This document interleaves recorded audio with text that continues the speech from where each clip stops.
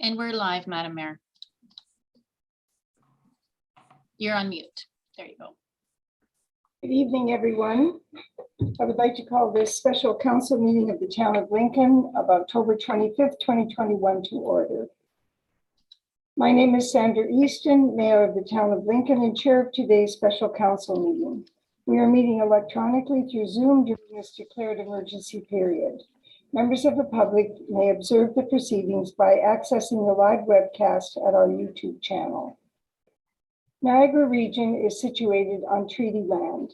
This land is steeped in the rich history of the First Nations, such as the Attawandaronk, the Haudenosaunee, the Anishinaabe, including the Mississaugas of the Credit First Nation. There are many First Nations, Métis, and Inuit people from across Turtle Island that live and work in Niagara today. The regional municipality of Niagara stands with all Indigenous people, past and present, in promoting the wise stewardship of the lands on which we live. Madam Clerk, would you please call the roll so that we can confirm attendance and quorum in this electronic meeting? Thanks, Madam Mayor. And I'll begin with Councillor and Deputy Mayor Russell. Here. Thank you.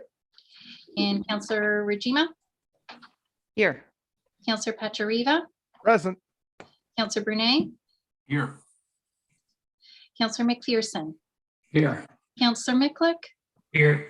Councillor Timmers. Here. And Councillor Reimer sends his regrets. Mayor Easton. Present. And that's quorum. Thank you very much.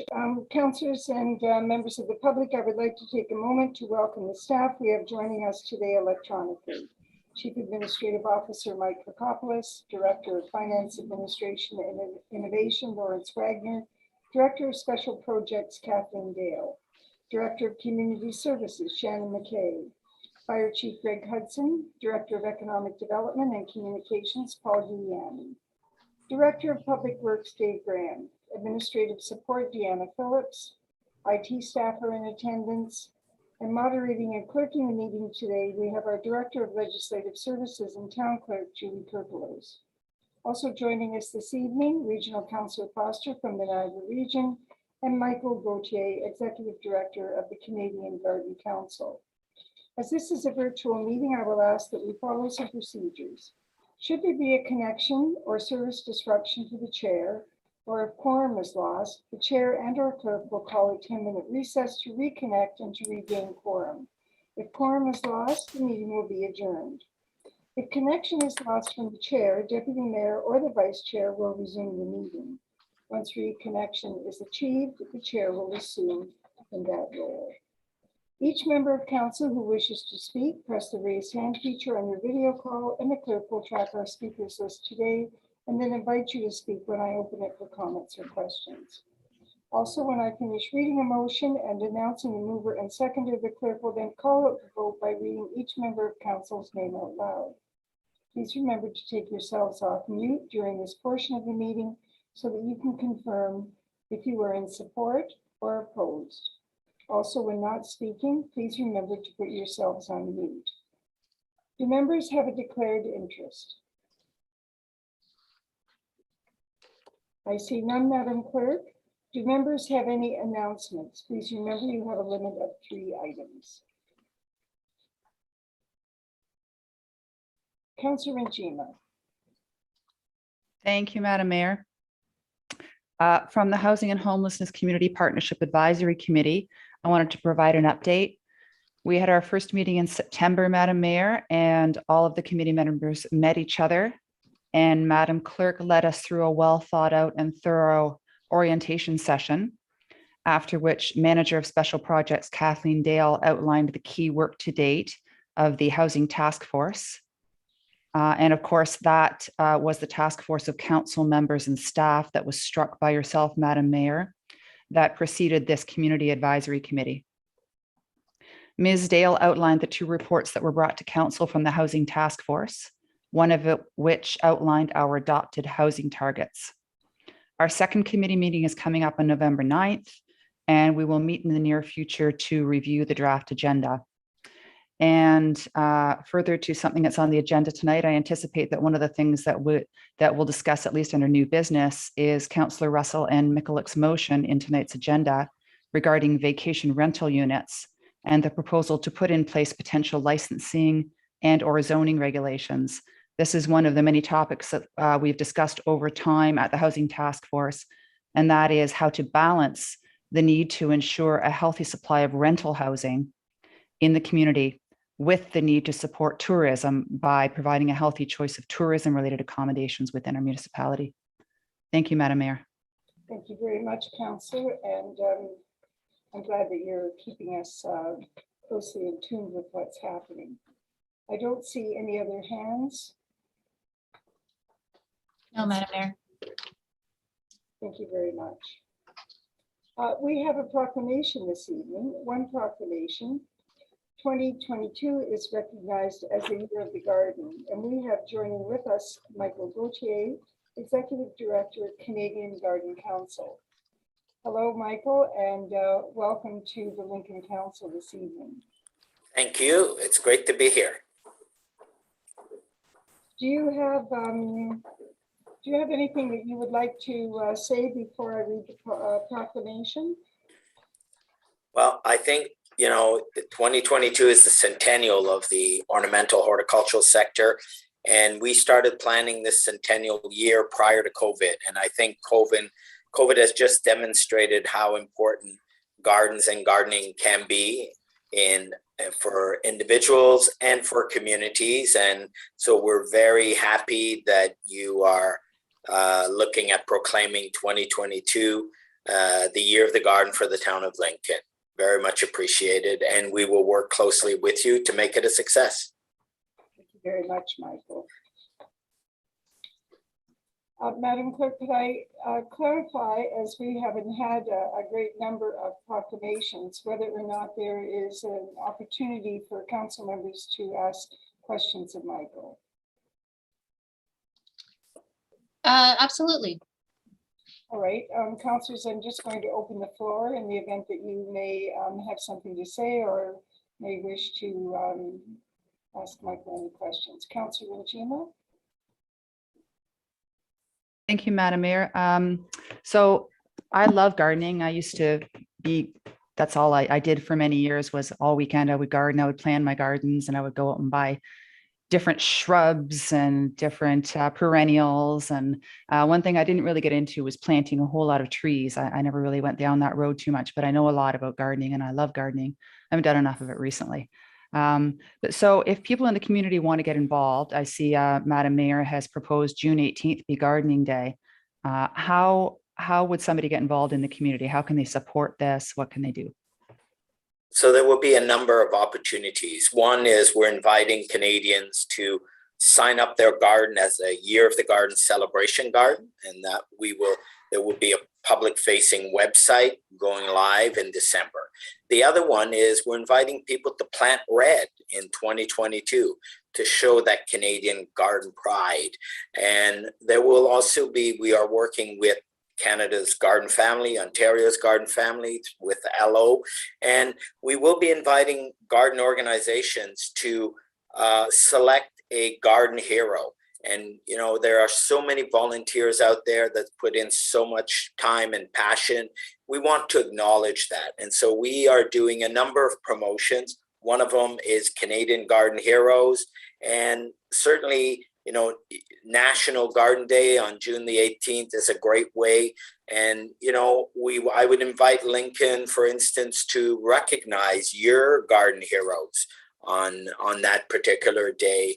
And so there will be a number of opportunities. We are also looking at establishing a series of webinars facing with the municipalities to explore various aspects of gardens and gardening and how they affect our community and what the trends are. And so there will be a number of interactive opportunities with the residents of your city, of your town, and with the municipality.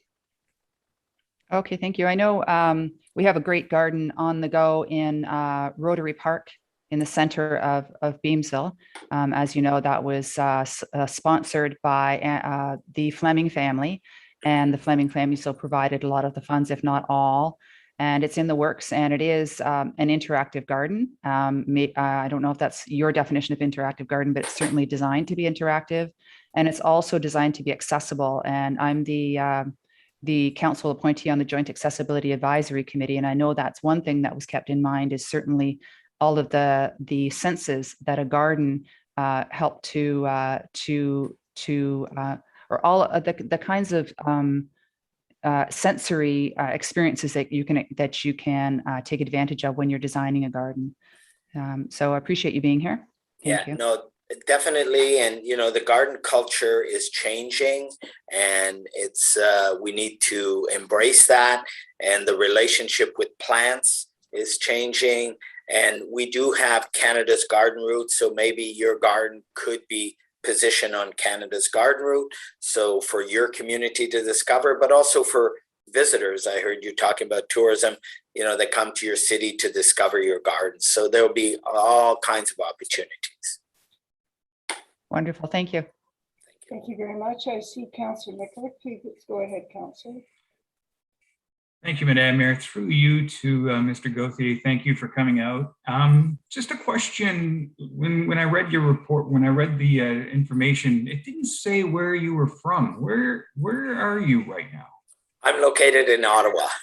Okay, perfect. Thank you. Yes. So, it's nice having this technology now, right? Yes, that's right. So the question I have is, I'm not sure how familiar you are, your organization is with the town of Lincoln, but Not enough. we have a lot of greenhouses in the area. Mm-hmm. Just wondering if there's been any communication or reaching out to the greenhouse industry to seek their support or assistance in any way. Yes, yes, we are aware, Southern Ontario is the greenhouse hub of Canada, the horticultural hub of Canada. So we are working with the Canadian Nursery Landscape Association and their various groups. And we're also working with Landscape Ontario, and we will be reaching out to the nurseries to support the Year of the Garden and with their clients and whatever activities that they are doing. And so, yes, we are working with we call it Canada's Garden Family. So there's the industry side of it, there's the experience side of it, and there's the educational branch of it. And so we have received support letters from all sectors, and people are very energetic and positive about this year, which has, by the way, been acknowledged by the House of Commons through a declaration in the House of Commons. And there is also some federal support funding for the Year of the Garden, as well as corporate funding, of course. That's very terrific to hear. Thank you very much. I know that we do have a very proud greenhouse community in this area. So. Yes, and if you speak to them, please, to speak about the Year of the Garden, and if any of them are looking for information, please pass on my name and email. Terrific. Thank you. Thanks very much, Councillor Nicolak. The greenhouses in the past have had open houses, and so there may be a way for us to get that message out there. So thank you for that reminder as well. Yes. All right, I see Councillor McPherson. Please go ahead, Councillor. Thank you, Madam Mayor. And just quickly, I just wanted to share with Michael, if he didn't know, that this is a very appropriate proclamation for the town of Lincoln, and that we are a center of agricultural excellence. And so it fits very nicely into our official plan and our community, that we could take it right to the residents of our town to embrace their gardens this year. I know they do most years, and we see some beautiful gardens around town, but it is just an appropriate designation for the town of Lincoln. So thank you for bringing this forward. And thank you, Madam Mayor. Thank you, Councillor. Thank you very much. Thank you, Michael. I hope that we have a chance to communicate in the future. Yes, we will. We will be communicating with you. Very good. Thank you. All right, councillors, whereas the Year of the Garden 2022 celebrates the centennial of Canada's horticultural sector, and whereas gardens and gardening contribute to the quality of life of our municipality and create safe and healthy places where people can come together, and whereas the Year of the Garden 2022 will highlight and celebrate the important contribution of gardeners, our local gardening organizations, horticultural professionals, and local horticultural businesses, which contribute to garden culture, and the experienced garden of our municipality. And whereas the town of Lincoln acknowledges the contribution of gardens and gardening to the development of our country and municipality and the lives of our citizens in terms of health, quality of life, and environmental challenges. And gardens and gardening, and whereas gardens and gardening have helped us face the challenges of the COVID pandemic, and whereas Communities in Bloom, in collaboration with the Canadian Garden Council, invites all municipalities to celebrate the Year of the Garden. Whereas the town of Lincoln is committed to being a garden-friendly town, supporting the development of its garden culture, and is proud to use water-conscious products such as desert planters, and have the involvement of our resilient residents, volunteers, and garden club, who assist in the creation of flower displays that are located throughout our community. Now therefore, I, Sandra Easton, Mayor of the town of Lincoln, do hereby proclaim the year 2022 as the Year of the Garden, and Saturday, June 18th, 2022, as Garden Day, and that all municipalities across Canada be invited to proclaim 2022 to be the Year of the Garden in their respective municipalities, and a copy of this proclamation be provided to the Federation of Canadian Municipalities and local area municipalities. I sign this, dated the 25th day of October, 2021. Thank you, Madam Clerk. Thank you, Michael. Thank you. And we look forward to collaborating and making this a success for every one of your citizens and the town of Lincoln. Thank you. Thank you very much. All right, I'll just have to move a few pages here. Recognitions and achievements we have none at this time. And now we are considering item 8.1, Special Council Minutes of October the 4th, 2021. Do members of council have any questions?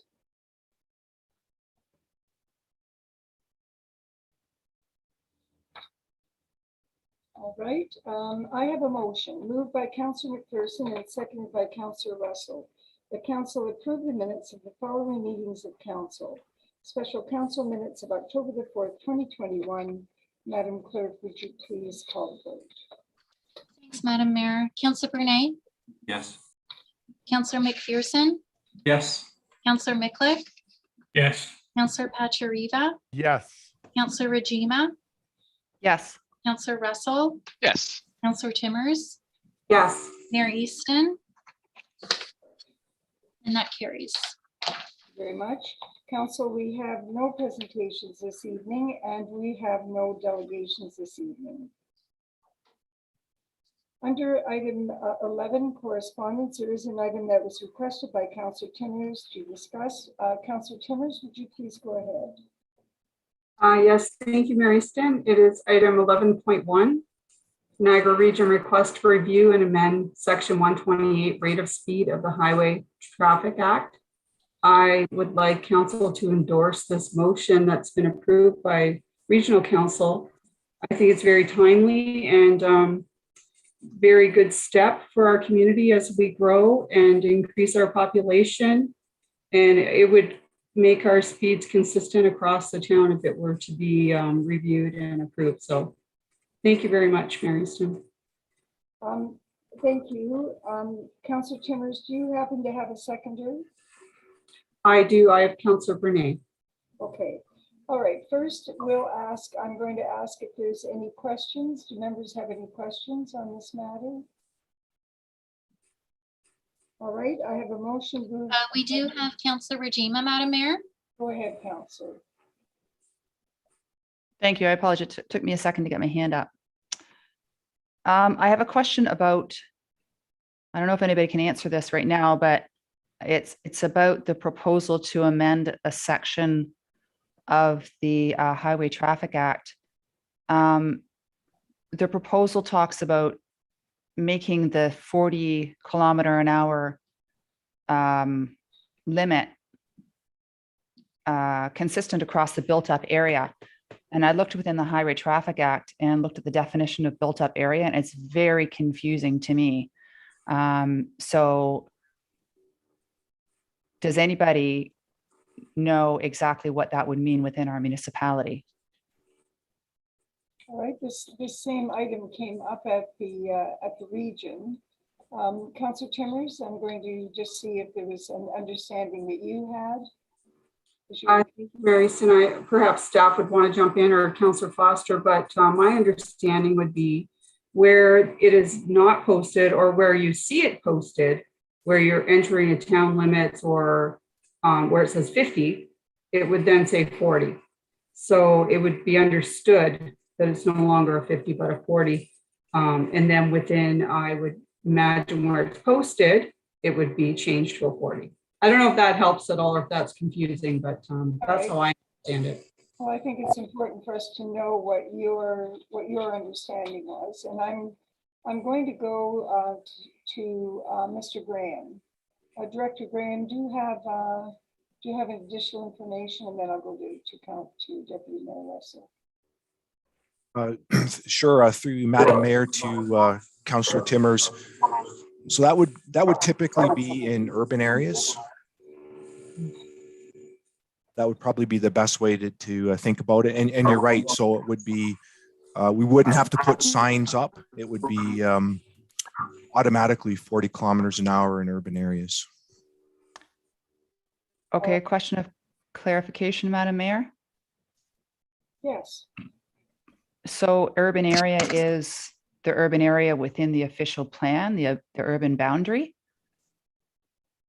Mr. Graham? Through you, Madam Mayor, to the councillor, yes, that would typically be what would be referenced. Okay, it's, if you read the definition in the Highway Traffic Act, it's really confusing. It's about 4 paragraphs long. So, I mean, all that we're proposing to do, I guess, is give ourselves permission, is request that the province update the Highway Traffic Act, and that sort of gives us something with which to support ourselves if we choose to make those changes within our municipality. Is that right? Within our urban boundary. Mr. Graham? Through you, Madam Mayor, to Councillor Regina, that's correct. So currently, the Highway Traffic Act basically indicates that all roads, residential roads, maybe that's a better way to think about it, in an urban area are 50 kilometers an hour unless posted otherwise. So if this change was to go through, that would change to 40 kilometers an hour instead of 50, and you wouldn't have to post 40 kilometer an hour signs all on every road. It would just be automatically, if they're not posted, they're 40. Mm-hmm. Yeah, thanks. I know we've had this discussion in the past about the possibility of making it consistent along throughout the municipality. So I do understand that. It's just the definition that I see was pretty confusing. But as long as we understand what it is that we're proposing and that it's giving us enough flexibility, then I appreciate your answer and I'm in support. Okay, thank you very much. I'm just quickly going to check something. Mr. Kokopoulos, your image keeps coming up fairly large, and I didn't know whether that meant that you had something that you wanted to add. I didn't see your hand, but I'm just checking. Through you, Madam Mayor, no. I mean, we can definitely, I think, just to pick up on Director Graham's update, we can definitely share with Council what indeed it involves in a more technical fashion and share that in a memo with members of Council. Today, we're really endorsing and supporting the regional move to this. And I know we've discussed it and looked at it at a local level, and I think that's to come. Okay. All right. Councillor Russell, please. Thank you, Madam Mayor. Through you, probably to Director Graham. Just in terms of application, I know with respect to what our CAO just said that we are going to take a deeper dive into the applications down the road, but just for a point of clarity, so would this apply to, and I'm assuming it does, Highway 8 as well? So in those built up areas, it would drop from 50 to 40? Through you, Madam Mayor, to Councillor Russell. I would think so. I mean, it would be up to the Niagara region. They have jurisdiction over King Street, Highway 8, but you know, if it's considered a residential street in an urban area, I would think that would definitely fall within that. Okay, thank you. And a follow-up to that, Madam Mayor, through you. So I'm just wondering about the logical application. If we do, and again, we've had a lot of residents raise concerns about certain areas on Highway 8 in particular, where the zones between going from what is a 70 to currently a 50 and then back up to a 70 within about a kilometer in distance, going from a 70 down to a 40 and then back up to a 70 could cause a lot of concerns of either racing to get up to 70 or braking very hard and possibly cause some erratic aggressive driving. I'm just wondering if there's been any thoughts at the region about those applications of maybe bringing down those 70s as well to a safer level if we're bringing down the 50s to a 40. Through Madam Mayor, to Councillor Russell. I mean, absolutely. I think if the 50 was changed to 40, you know, the region would have to look at that speed transition. You know, it may not be appropriate to you know, jump right up to 70 from a 40. There's certain criteria that you want to have in place for that, a smoother speed transition from going from a lower speed to a higher speed. So yeah, I would think that would have to be reviewed as well. Okay. Thank you, Director Graham. Thank you, Madam Mayor. Thank you. Councillor Pachuriba. Thank you, Madam Mayor. Yeah, this is something I've been looking forward to coming for a while. We kind of were the trailblazers, and we dropped our speed limits around schools and parks, community centers to 40 a number of years ago. So, you know, speaking with residents that, you know, the 40 and 50 was confusing. So are we, and maybe we're going to get a staff report on this. So are we going to take it a step further like the city of Burlington does, and they've dropped theirs to 40, and then their park and school and areas are 30. We had the presentation a while ago about reduction of speed limit and survival of accidents, and that all increases with the lowering of speed. So just curious if that's something we're going to see. Okay. Mr. Kakopoulos, it sounds like the councillors so far are asking for an additional report to look at our local conditions. And so I'm assuming that you've heard the same thing that I have. So what do you have in mind? Through you, Madam Mayor, absolutely. I know Director Graham and I have spoken about that and spoken about both the pros and cons of a blanket reduction in speeds across town. So, well, I think we can, you know, have some of the discussion this evening. Staff are definitely coming back with a further report, and I think can highlight the benefits of doing so for council. But I've heard what you've heard. I've heard it on numerous occasions from our residents as well. So I think what you'll be seeing is us come back with some options for council consideration. Okay, does that satisfy Councillor Pachuriba? Very much satisfactory, Your Worship. Looking forward to that report and a fulsome discussion. Thank you very much. Excellent. Councillor Nicollet. Thank you very much, Madam Mayor. Through you to our Director, Dave Graham, are we currently not able to blanket-wise reduce our speed limits to 40 an hour? Like traditionally, when I enter a town, I see a sign that says 50 kilometers unless otherwise posted. So are we currently, like, I'm just trying to understand what we can and what we currently cannot do as a municipality. Through Madam Mayor, to Councillor Mikulik. So, excuse me. So basically the signs that you see entering municipalities, that's aligning with the Highway Traffic Act currently. So as the Highway Traffic Act basically says, all roads in an urban area would be posted as are 50 kilometers an hour unless they're posted otherwise. So if we wanted to post roads in advance of an amendment to the Highway Traffic Act, we would have to put 40-kilometer-an-hour signs on each specific road. You couldn't just blanket it at the entrance of a municipality and not sign the roads within the urban area. So that would probably be the difference. That would be the difference. Whereas if it was changed in the Highway Traffic Act, we wouldn't have to install signs on our roads. Just I don't know if that answers. point of clarification. So Councillor Pachariva was just mentioning the city of Burlington doing this blanket. I'm a little confused. Maybe I can just add to that. So Councillor Mikulik, so say City of Burlington, for example, so they've done some of that, the 40-kilometer-an-hour reductions, and they would post 40-kilometer-an-hour signs on those particular roads. And we could do the same thing if we wanted to. The difference with the Highway Traffic Act is if the Highway Traffic Act changes to 40 kilometers an hour, you wouldn't have to put signs on all the urban roads because it would be implied that the speed in the urban area is 40 and not 50.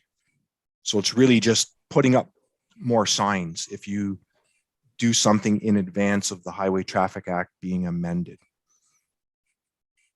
Okay. Appreciate that. I just, I too feel that this is important, as seems most people are doing 15 kilometers beyond the speed limit anyway, you know, almost assuming they're not going to be ticketed. So 40 would become like the new 55 by looks of it. So appreciate that. Thank you. Thank you very much, Councillor Mikulik. Now, I should have been more diligent. This motion needs to be put on the table. We've had quite a bit of discussion about it. The intention really is, you know, to determine whether or not we would support what the Niagara region has sent out as correspondence, and by the way, have approved. So I'm going to do that now, since that's the correct protocol. I have a motion moved by Councillor Timmers and seconded by Councillor Brunet that Council endorse correspondence from the Niagara region dated September 24th, 2021, regarding a request to review and amend section 128 rate of speed of the Highway Traffic Act, and that this endorsement be circulated to the local area municipalities. Madam Clerk, could you please call out the vote?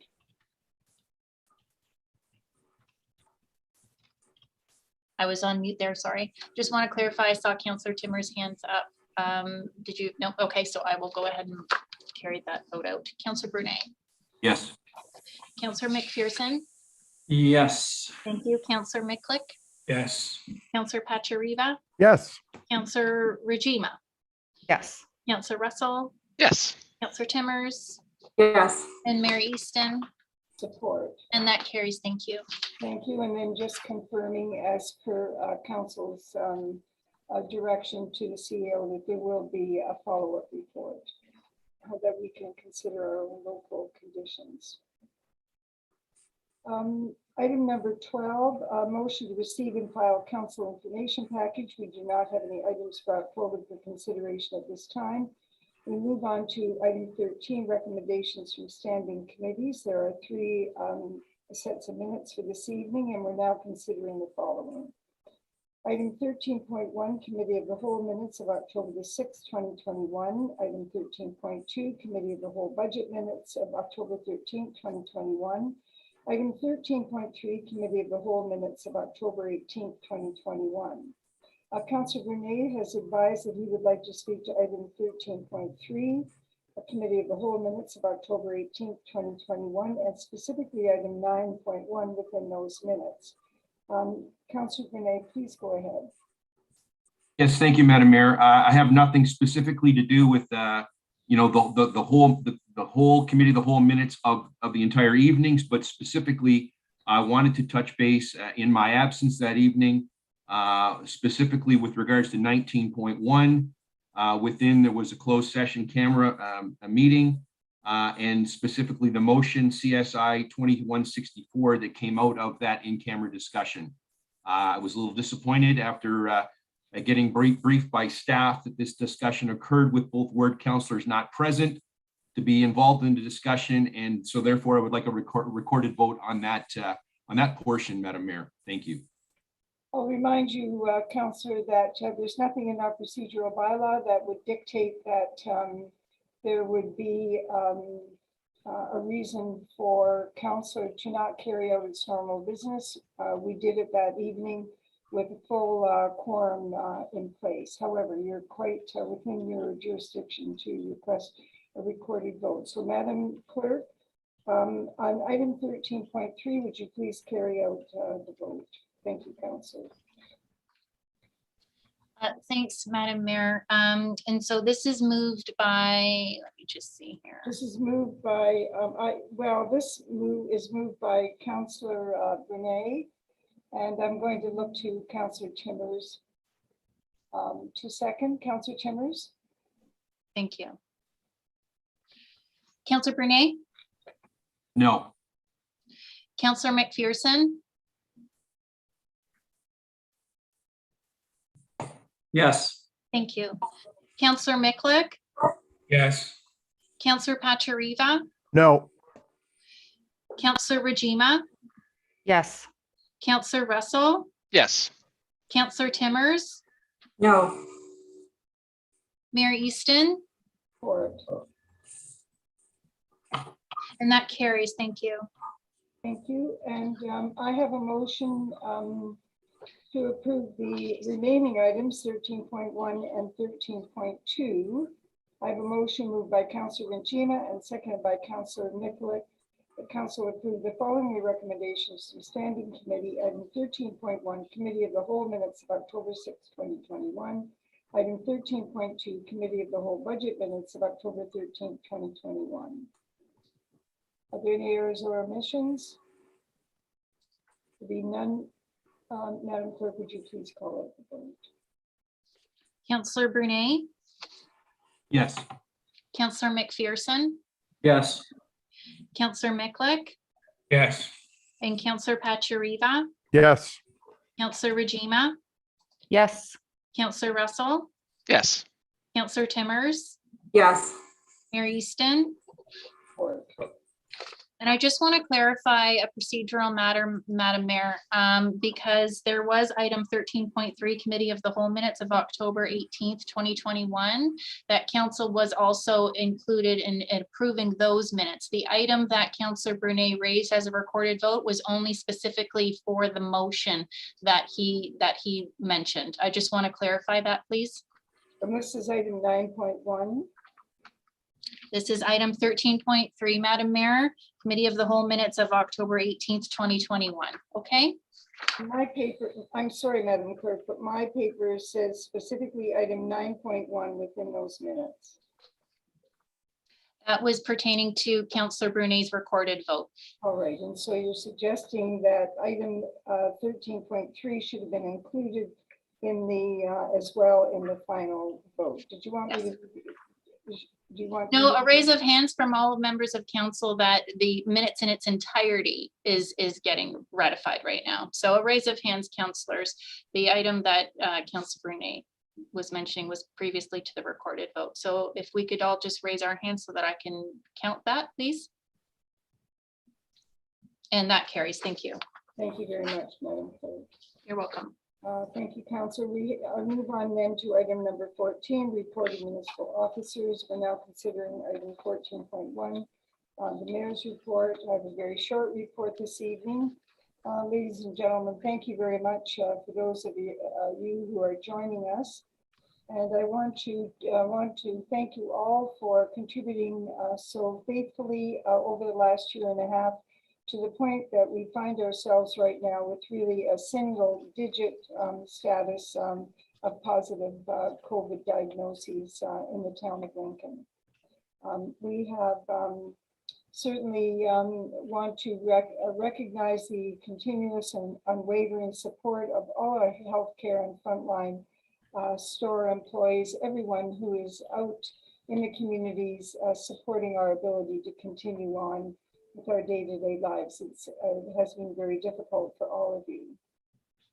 I want to acknowledge the response of the Lincoln community last Friday. This is certainly was the highlight for the councillors in Ward 1 and for all of us when the gates were removed from Rotary Park. There was a large surge of children that came into the park with their families, and I believe it continued over the weekend. I was there on Sunday, and it was pretty packed. I would like to draw your attention to speakuplincoln.ca, which is offering a safe and low-risk environment to ask questions and to receive complete answers from the parties, the staff at the town hall who prepare reports and support council's decision-making. I know that, and I continually see the use of very high conflict language on social media, which certainly must satisfy someone's needs, but it certainly isn't assisting people who want to do the best for their families and do their best work in the workplace. However, your submissions, your input, your participation on Speak Up Lincoln with your questions is really turning out to be tremendously advantageous, as were the questions that were asked at the most recent Ward 1 Council, Ward 1 community meeting. And I would encourage you to continue to use those formats. As I said, they are safe, they are non-confrontational. The information that you receive is accurate, and the people that provide that information stand behind it with their professional designations. On Saturday, I want to thank Deputy Mayor Adam Russell for attending with me at the Great Lakes High School. It was really an official opening of a huge renovation, a significant renovation to the school. The school has been in Lincoln since 1953. It's an independent school bringing in many students from foreign shores. They have contributed a great deal to the community and made our community more diverse, which has been a very healthy addition. I want to, again, as I always do, remind you that you live in Lincoln, where everyone is trying to be a good neighbor, particularly in these times. People are really going out of their way to be generous with others, with their time and with their money, and just a general positive attitude about life in general. Children in Lincoln are encouraged to achieve their very best, and I believe that Council is really standing behind that statement with the approvals that we've had for the park renovations and rehabilitations that have been done to existing parks, but also in the 2 new parks that we have in the town, and the ones that are going to be coming forward. The parents are delighted, the children are delighted. I don't think I ever saw as many happy faces as I did on Saturday. So thank you very much. And now I move on to Regional Councillor Foster to provide his update this evening. Councillor Foster. Thank you, Mayor Easton. Good evening, everybody. Just a couple of quick comments to begin. And yes, Rotary Park opening. Congratulations to staff and to council. Absolutely beautiful park. Great to see the usage that's going on to begin with. And I will say the Rotary Club itself is how can I say the word? I guess ecstatic would be the word as well. Great to see that this is going to move forward as the facility that was envisioned, and well done, guys. Give yourselves all a pat on the back with that incredible park. Thank you for passing that earlier motion regarding the traffic, and just to let you know, that originated in St. Catharines, the original motion for the province to do some reconsideration. And in fact, the region decided to pick it up. I was actually the one that moved it at the region level, and we ended up getting that passed. I believe it was unanimous, except for one. But anyway, that that sometimes happens with these things. My report tonight, I have a couple of items that I put onto it. One, and I know it's been a big issue for your council as well, and that's the discussion of incentives and where they're going to be going. This has been a fascinating amount of discussion that's gone on at the region. We have had 2 committee of the whole meetings as well. It's come up at, I think, 3 separate council meetings, what's going on in this particular area. Long and the short is that there is a new methodology that is being brought forward at the regional level when it comes to incentive programs, which includes, of course, community improvement and also includes the various TIGs, et cetera, that are coming into play. And the 4 priority areas for Niagara region are it's going to be moving into affordable housing, employment lands, brownfield remediation, and public realm. Now, part of the big discussion that's been going on is that there are like 150 community improvement programs in and across Niagara at this current time. Many of them have various criteria that are going on that may not necessarily nicely fit into the 4 new criteria. So a lot of the discussion was the length of time that we wish to have Niagara region essentially phase in the new items. Region's going to be making use of these 4 new areas for new community improvement plans. But the other ones will be given, I guess, runway, if you want to put it that way, to come to a natural completion. The waste management solutions, we've come up to an anniversary with that, and I can tell you, and I know Councillor Mikulak is one who likes to give me a call when issues are going on with waste, etc. I've been very pleased. You know, there are always improvements that we're going to be making. We had a very, very good report come in from staff on areas that they're going to look at, particularly in the recycling end of things. But the numbers have been really quite incredibly good. Significant increases in the amount of green bin waste that have come into play, and also the other recycling items as well. So what's happening with that is exactly what had been expected, or at least hoped for, if you want to put it that way. And indeed, we are moving forward within that whole waste management solution. Capital budget. I put into your notes tonight the capital budget that has been approved at this point, and just it's the same as the Town of Lincoln capital budget process. There may be changes yet that are coming into play, but I thought it would be interesting for you to see, number one, the items that are within the capital budget itself. Number two, the fact that there's a fairly significant amount of money that's actually being spent. Roads and traffic, et cetera, have a fairly significant amount of money within it as well.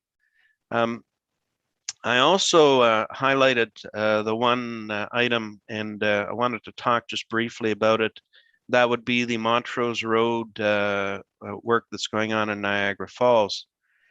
I would say, and Mayor Easton and I have had some discussions about this particular item. It was a very large ticket item that came on to the plate, and we hadn't really been completely aware of it.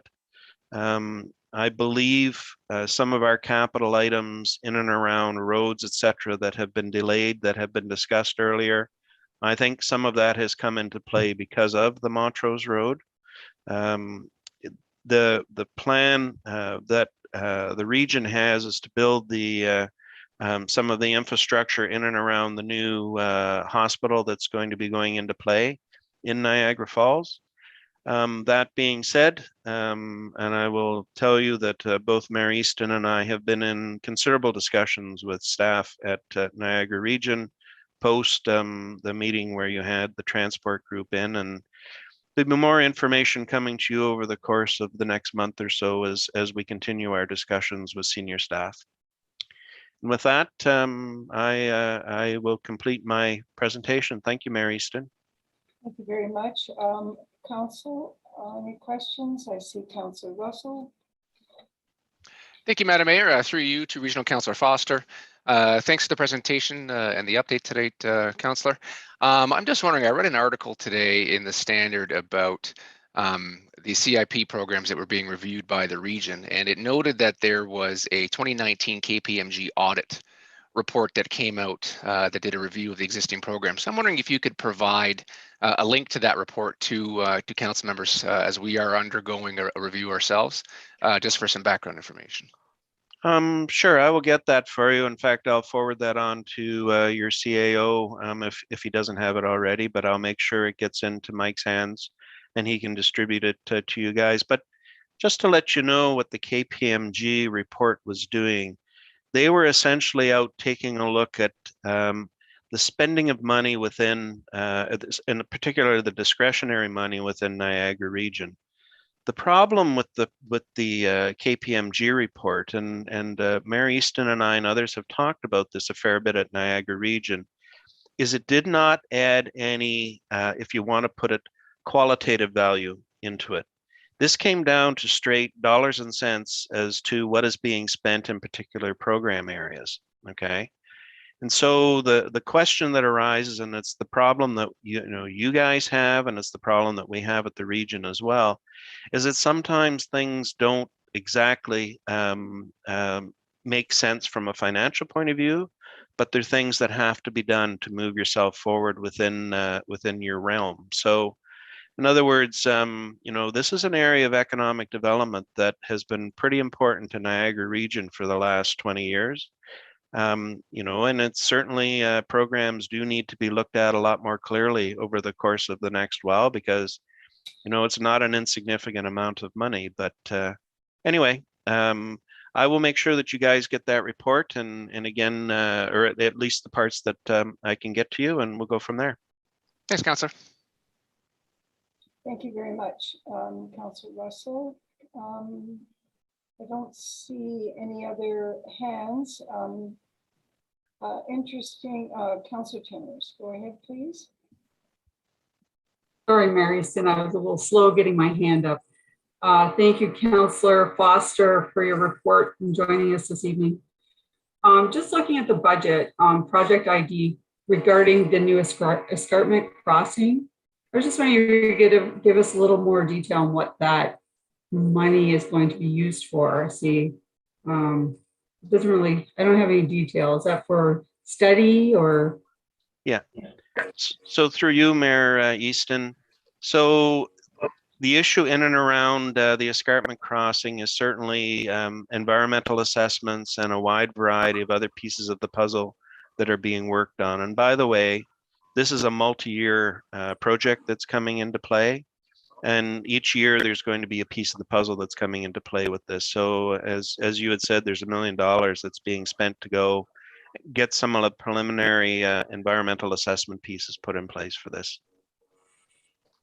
Very good, thank you. One other comment I had around the waste management. I can't believe it's been a whole year and all the controversy around it. And then when you see the numbers, it's amazing. The green bins are up 24%, and I don't know, the numbers are fantastic. So, saving our landfills, and that's what it was all about. And I have to also mention that the Niagara Regional Waste app, I've told so many people about it. It's a fantastic app. It reminds me every week, okay, it's you're putting out garbage tomorrow, or you're putting out, like, it always reminds you. I think it's just fantastic. So a good news story on that. Thank you, Councillor Timmers, and through you, Mayor Easton. My wife keeps telling me that that's the best thing that the region does, is that app. So anyway. I like it. Thanks, Councillor Foster. Thank you, Mary. Thank you very much. In follow up, and regarding the Kpmg report, I do recall when this report came to us, councillors knew that the work was being done. We had approved the work to be done. However, it wasn't only the CIPs, the incentives that were being looked at. There were a number of other programs that were being looked at. A number of them were public health programs. And I can tell you, some of us were not impressed with the fact that we were not being given a full account of what the impact was going to be. And it turns out that that's exactly what's happened with their review of the incentives. So instead of it being a review of value to community, which I think Councillor Russell, you in particular, started the conversation about what that value was, what should be classified and what should not be in that classification. We're reaching a point now where those things are becoming patently clear. Unfortunately, at our meeting last week, we had two delegations, which I think completely disparaged any discussion about value to community. And so one of the first things that I think needs to happen is we need to get our facts straight about what is and is not a value. And we're getting there. I think that the length of time that we've taken to discuss this matter is benefiting us tremendously. I don't think it is about saving money in the sense that you don't want to be wasting money. But the discussion about the projects in St. Catharines and Port Colborne, which by the way, were never ever to be discussed publicly. We never had all the complete information on those by any stretch. We need to look at our own communities and what those things are that are most important. I think in Lincoln, we're getting there. We don't want to be applying money to areas that are not going to bring value. Absolutely. I think the Housing Task Force has helped us as well in terms of differentiating what some of those values are. So, I mean, sure, read the report, but it never impressed me. And in fact, we were cutting programs for children that I was just shocked at. And there was absolutely no justifying explanation whatsoever, no impact. Now that's changed now because we're going toward more of a healthy community model and things are being tested out. But at any rate, there's a lot to go forward on this one. I think we'll get there. Can I add to that, Mary Easton? Absolutely excellent point on your part in and around that. And there are a number of areas that need to be looked at very thoroughly at Niagara Region as far as the costing model, et cetera, that's coming into play. And it's like all municipalities. I mean, you guys go through it all the time within the town of Lincoln. I mean, I did for 18 years. You're always trying to figure out value for money and making sure that things are progressing the way that you should expect them. But, Mary Easton is bang on. There were a couple of things that were being recommended that were simply not palatable by the council at play.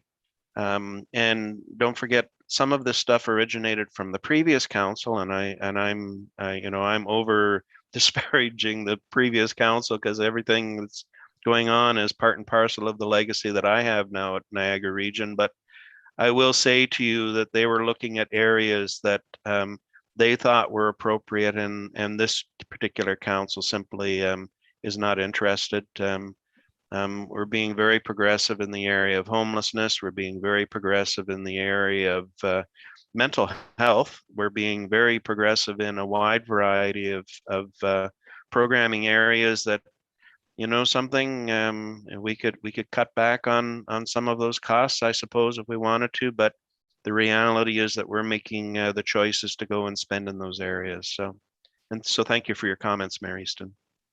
Well, I think we're doing the right thing here, councillors, in terms of the way our approach to this. And so I just encourage us, read everything, of course, read everything. But there are people behind all these decisions, and I think we've got a good decision coming forward. It's looking better every time we discuss it. Councilor, and I'll just quickly add too. And we did have a presentation from a community member who basically said, "Why are you subsidizing wealthy people?" Well, the reality is that when you put your community improvement programs in place, you're going and you're building certain criteria, and particularly when it comes to brownfield work, you know, it's very important that you stick to your guns and you make sure that those things are going on. You can quickly derail the entire argument, unfortunately, if you know, you start looking at things from differing prisms. So anyway, again, you're bang on, Mary Easton. Thanks very much, Councillor. And Councillor Regina.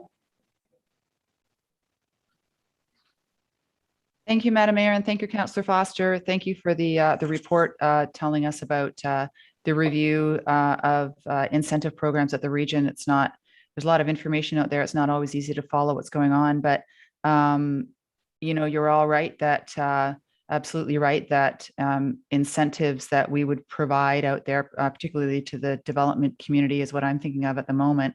Our goal is to provide the kind of value in our community that we, on certain items that we think are very important to the community. And one of them is affordable housing, and the work of the task force and the work of the Housing and Homelessness Community Partnership Advisory Committee. We've learned a lot over the last few years. And so one of the things I understand today from our meeting with Director Dale and the clerk that's going to be on the agenda is a review that I think it was Josh Workington did of our existing, CIP incentives related to housing, and has also gathered information from other municipalities as well and what kind of incentives they have. So I'm very interested in how the region lands on this. And I know that that you'll keep us informed, and Mayor Easton will keep us informed. And I would also like to make sure that the discussions that are being held at the region in terms of housing incentives are shared with our advisory committee so that they can continue to, or that they can meet their goal of advising council and keeping housing front and center in all the decisions that we make. Thank you very much, Councillor. All good points. Okay. Anyone else? Thank you very much, Councillor Foster. And Madam Clerk, I have a motion moved by Councillor Brunet and seconded by Councillor McPherson. The council receive and file as information the following reports of municipal officers: mayor's report and regional councillor update. Madam Clerk, would you please call the vote? Thanks, Madam Mayor. Councillor Brunet, Yes. Councillor McPherson, Yes. Councillor Miklick, Yes. Councillor Pachariva, Yes. Councillor Regina, Yes. Councillor Russell, Yes. Councillor Timmers, Yes. Mayor Easton, Or, and that carries. thank you very much. Have a great evening. Thank you, Councillor. We now move on to notice of motion. And we're considering item 15.1, which is a notice of motion brought forward by Councillor Russell regarding regulating Airbnbs. This was brought forward on October the 4th, 2021. Councillor Russell, would you like to provide remarks with respect to this item? Yes, thank you, Madam Mayor. I will be brief, as I think my intro at the beginning of the month and the motion itself does speak to what the ask is of staff on this motion. What we're asking is for staff to go and find the best practices and bring back a recommendation and report from other municipalities that are encountering a proliferation of Airbnbs in their in their municipality. What we've seen prior to the pandemic, Airbnbs, obviously, if anybody's been following, started basically as in a major urban market in the GTA, and throughout the pandemic, we've seen it spread across Ontario into vacation properties, tourist properties. And again, with sensitivity, of course, to our tourist sector, we know that there is a lack of short-term accommodations within Lincoln. And we are sensitive to that, but we do want to be proactive in particular as we see some of our growth and development coming forward with some of these new condo units and apartment style buildings being built up. We want to make sure that the residents that do purchase those down the road have the safety security to know that their neighbors are not tourists, or not necessarily tourists, but people that are unknown, and that they have that full safety and security. We also want to make sure that the units that are being purchased in those buildings are not built or purchased by corporations as an investment property for these very, very high yield, high profit short-term accommodations like Airbnb. We want to make sure that because of our lack of housing stock and housing options within the town and within the region, that they are quarantined or basically set for permanent residence or long-term rentals if possible. So this motion is to have our staff do the best practice due diligence and bring back a report on how we can regulate, govern, and license, and where possible, or if necessary, restrict Airbnbs within the town. Okay, thank you very much, Councillor. I'm looking for questions from members. Councillor McPherson. Thank you, Madam Mayor, and thank you to Councillor Russell and Mikulik for bringing this important motion forward. Two questions. One being, I wonder if, through you, Madam Mayor, to our Director of Economic Development and Communications, if he could maybe speak to the relevance of this motion to the short-term rental units and the impact that it could have in the tourism strategy, and maybe looking forward, what do you see with the idea of a bylaw that would govern short-term units? Thank you very much, Councillor. Mr. Giuliani.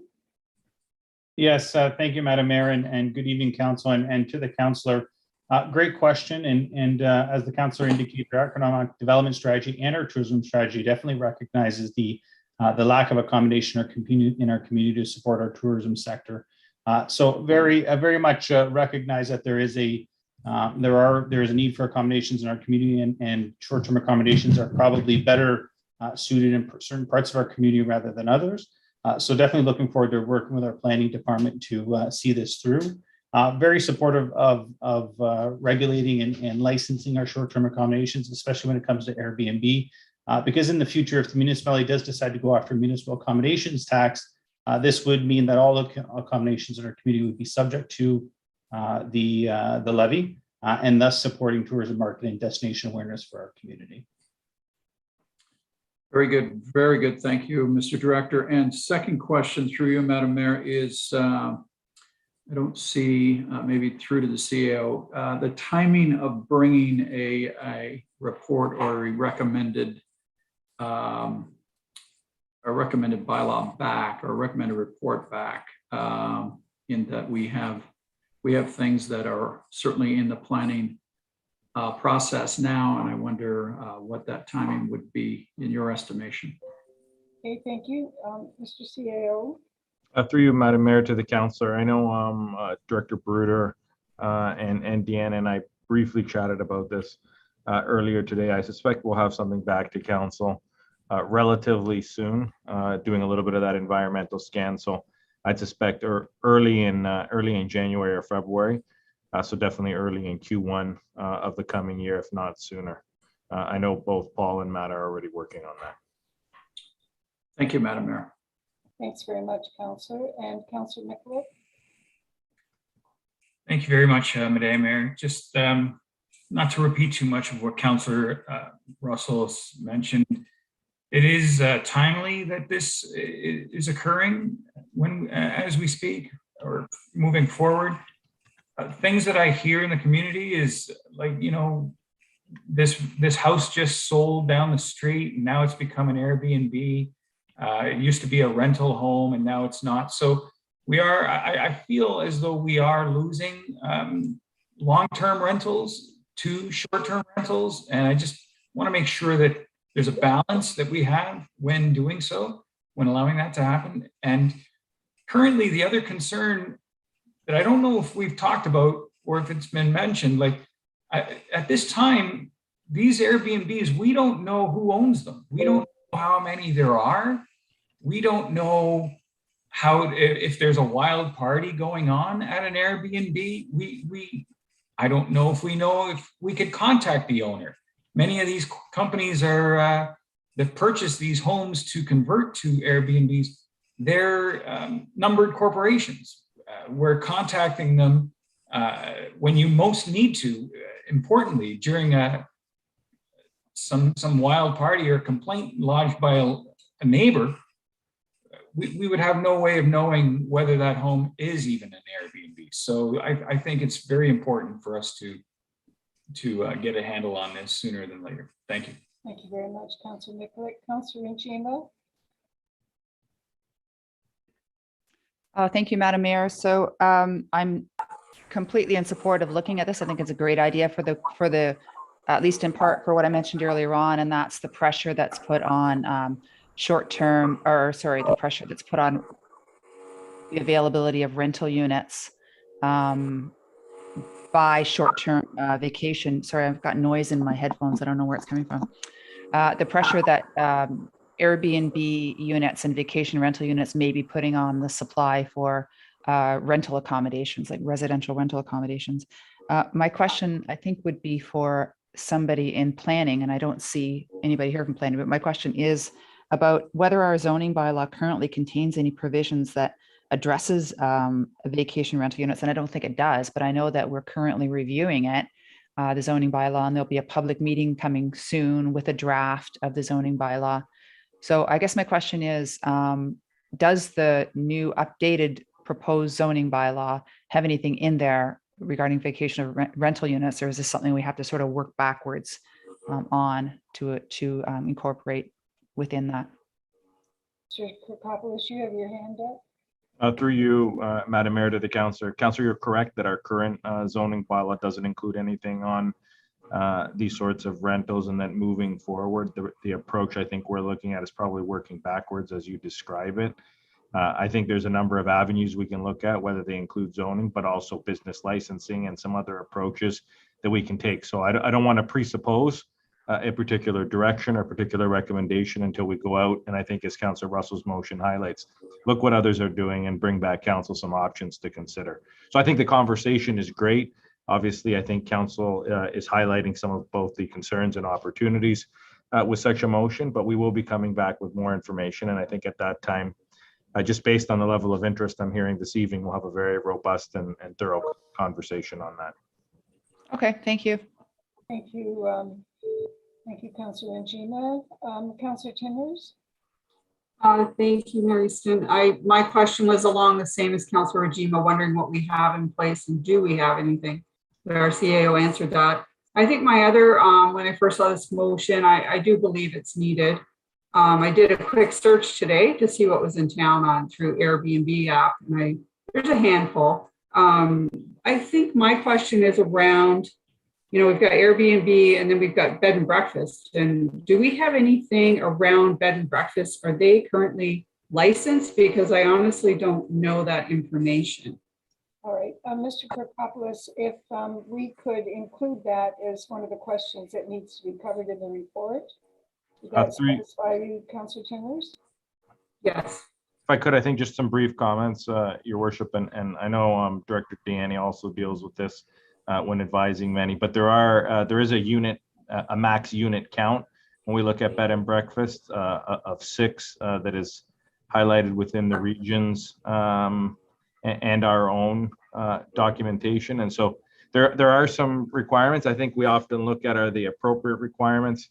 For the longest time, I think, in some way there's an arbitrary nature to how these were initially set the last time the region and ourselves looked at our various documents. And I think, as Director Deanne highlighted, as we move forward and start looking at short-term accommodations, looking at on-farm, on-site diversification and some of the other things we're hoping to do, maybe 6 is right, maybe 6 is not right. And so I think you're likely going to see an update of a lot of these, but staff can definitely report back when we come back with information on Airbnbs and the motion from Councillor Russell.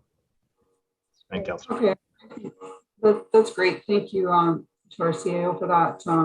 I think that this Mrs. Rinley, I know there's been questions previously around Airbnbs and, what's going on with them in our town. And also, looking at it through the tourism lens, we certainly want to support our tourism strategy because we know that we're lacking accommodations. So I think this is very timely. And yeah, I look forward to that report coming back. Thank you very much, Mary Easton. Thank you, Councillor. Thank you, Mr. Kokopoulos. I don't see any other hands?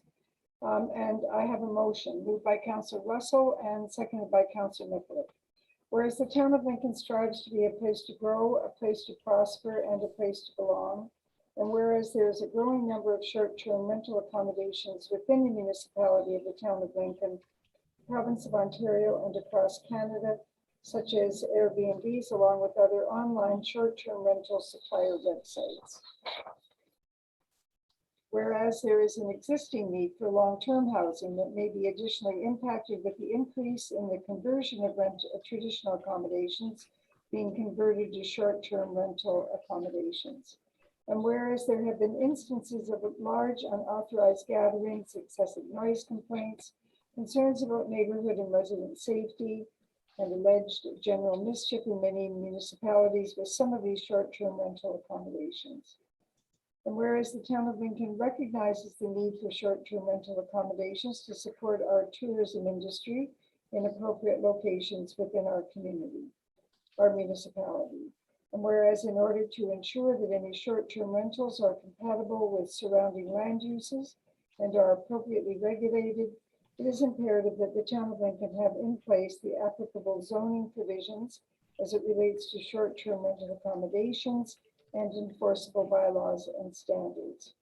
Therefore, be it resolved that Council direct Town of Lincoln staff to research and investigate the possible need for adjustments to the town zoning bylaw, and a short-term rental bylaw, and that these bylaws would govern to regulate, license, and restrict Airbnb and other non-traditional short-term rental accommodations in the town of Lincoln. Madam Clerk, I see no other hands. Would you please call the vote? Thanks, Madam Mayor. Councillor Bernay, Yes. Councillor McPherson, Yes. Councillor Miklick, Yes. Councillor Pachariva, Yes. Councillor Rajima, Yes. Councillor Russell, Yes. Councillor Timmers, Yes. and Mary Easton. For That carries. Thank you very much. Item number 16 directs us to confidential items, and this evening we have none. 17, motion to approve bylaws. We have 2 bylaws for consideration today. Do members have any comments? I have a motion moved by Councillor Timmers and seconded by Councillor Regina. That leave be given to approve the following bylaws: 2021-85, bylaw to deem part of a certain registered plan of subdivision not to be a registered plan of subdivision for the purposes of section 50, subsection 3 of the Planning Act RSO 1990. 2021-86, bylaw to authorize the execution of a site plan agreement between the Corporation of the Town of Lincoln, Taylor Emerson, together with any and all mortgagees that may be on title at the point of registration of the agreement. I'm asking again, are there any questions to these bylaws? I see no hands, Madam Clerk. Councillor Regina. Thanks. A little slow getting my hand up again. The one bylaw, the first one regarding the Rittenhouse, the Azalea Crescent development there. I think what's happening there is that piece is being added for access to the development. Is that what's going on? I'm going to, Mr. Director Bruder, are you with us? Through you, Madam Mayor, Matt is not. He's dealing with a family matter, but I think that is correct. Through you to Councillor Regima. Okay, thank you. Any other questions? Seeing none, Madam Mayor. Madam Clerk, could you please call the vote? Thank you. Councillor Brunei, Yes. Councillor McPherson, Yes. Counselor Miklick, Yes. Counselor Pachariva, Yes. Counselor Rajima, Yes. Counselor Russell, Yes. Counselor Timmers, Yes. Mayor Easton, Support. and that carries. Number 18 is a motion to confirm the proceedings of council meeting. We will now confirm the proceedings of special council meeting. I have a motion moved by Councilor Mikulik and seconded by Councilor Pachariva. That lead be given to introduce bylaw number 2021-87, being a bylaw to confirm the proceedings of special council at its meeting held Monday, October 25th, 2021, being read a first, second, and third time. The bylaw number 2021-87 be enacted and passed, and that the mayor and clerk sign and seal the said bylaw. Madam Clerk, would you please call out the vote? Thank you, Counselor Brunei, Yes. Counselor McPherson, Yes. Counselor Miklick, Yes. Counselor Pachariva, Yes. Counselor Rajima, Yes. Counselor Russell, Yes. Counselor Timmers, Yes. Mayor Easton, Support. that carries. Item 19 is motion to adjourn. I have a motion moved by Councilor Russell. I'm sorry, I have to go back. Before we motion to adjourn the meeting, do members have any comments? There being none, I'll move on. I have a motion moved by Councilor Russell and seconded by Councilor Brunei that the special council meeting on October 25th, 2021 be adjourned at 19:21 hours. Madam Clerk, would you please call out the vote? Thank you, Counselor Brunei, Yes. Counselor McPherson, Yes. thank you, Counselor Miklick, Yes. Counselor Pachariva, Yes. Counselor Rajima, Yes. Counselor Russell, Yes. Counselor Timmers, Yes. and Mayor Easton. And that carries. Thank you, everyone. This concludes our special council meeting for this evening, and thank you for joining us.